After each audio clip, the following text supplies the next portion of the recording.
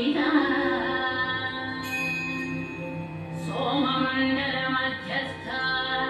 वह्निमण्डल संस्थिता वायुमण्डल मध्यस्था व्योममण्डल संस्थिता चक्रिका चक्र मध्यस्था चक्रमार्ग प्रवर्तिनी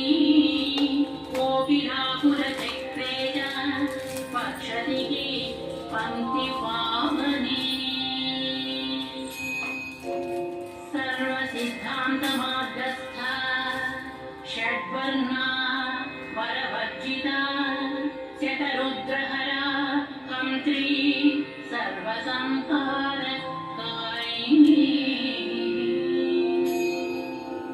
पुरुषा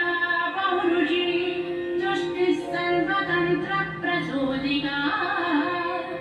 अर्धनारीश्वरी देवी सर्वविद्याप्रदायिनी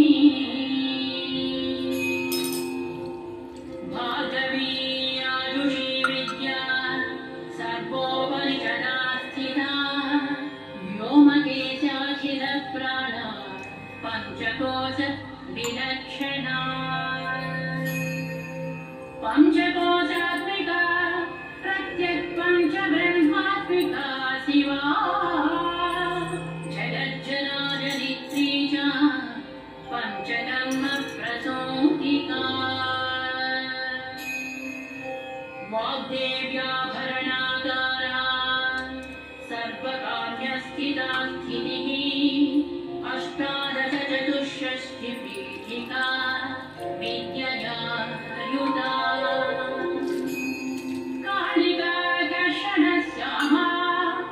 यक्षिणी किन्नरेश्वरी केतकी मल्लिका शोका वाराही धरणि ध्रुवा नारसिंही महोग्रास्य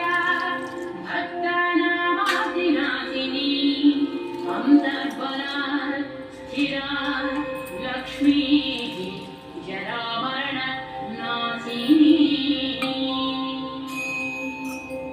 श्रीरङ्गिता